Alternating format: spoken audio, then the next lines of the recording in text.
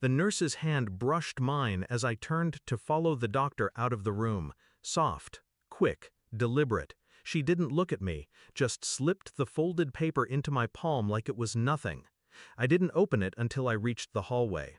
Shaky handwriting, torn edge, a smear of something red along the crease. It ended there, abrupt, like whoever wrote it didn't have time to finish the month. My pulse didn't spike. I'd learned how to keep it steady. Years of being the calm one, the patient one, the husband who smiled and let the storm pass. But now the storm was whispering, and it came from a place I thought was safe, from the room where my 6-year-old lay wrapped in wires and quiet machines. I turned to look back through the observation glass. He was asleep, but she, my wife, wasn't.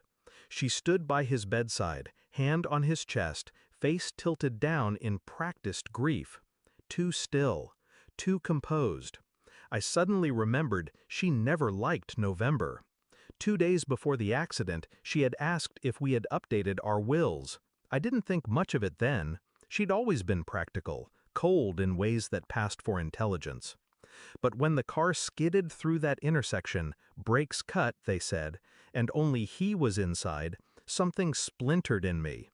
She said she had forgotten her purse and went back into the house, left him buckled in, left him to die. That's what kept circling in my head as the nurse's note burned in my pocket like a match still hissing. I hadn't slept in 72 hours. I didn't cry. I couldn't. Instead, I watched her, the way she smiled too easily at the doctors, the way she flinched when I came into the room unexpectedly, and the way she never once looked at our son when she thought no one was watching. I started with her phone. Not her current one, she'd already reset it, but the old backup she didn't know synced to the cloud. Hundreds of messages. One name kept appearing, Dr. Novak.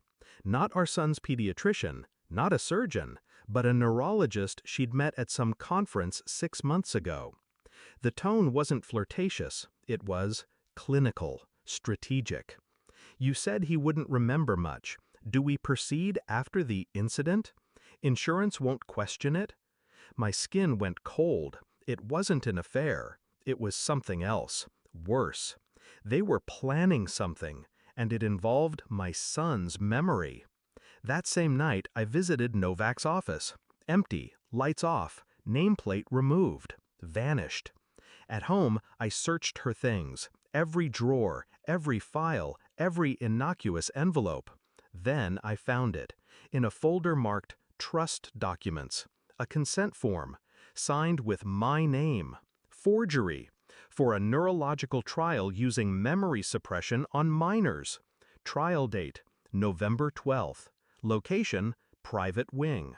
Our son had never been in a car accident. I didn't say anything right away.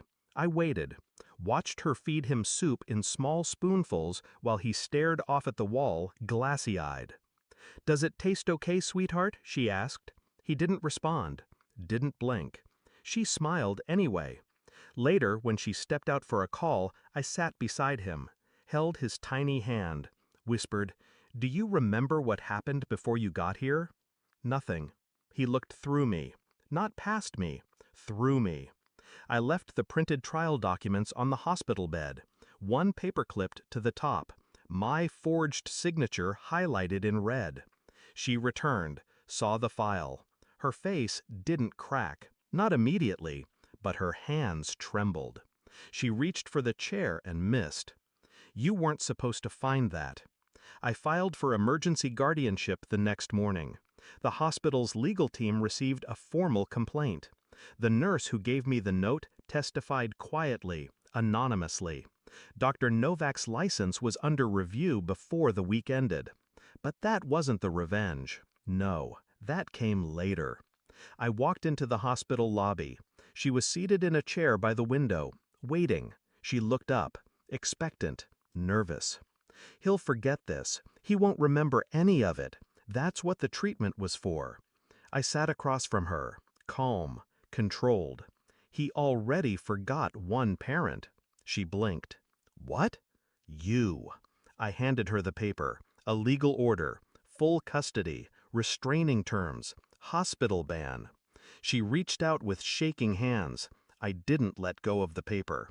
"Run," I whispered, finally understanding the note. Then I let go. I moved us out of the city, somewhere with trees and quiet and no sterile white walls. My son laughs now, sometimes. The sound is unfamiliar, like hearing music for the first time in years. There are gaps in him, shadows where memories should be, but he's healing. And I'm no longer angry. Just emptied, refined. Some nights I still hear her voice in my head. He won't remember. She was right. But I will. And that's what makes me dangerous.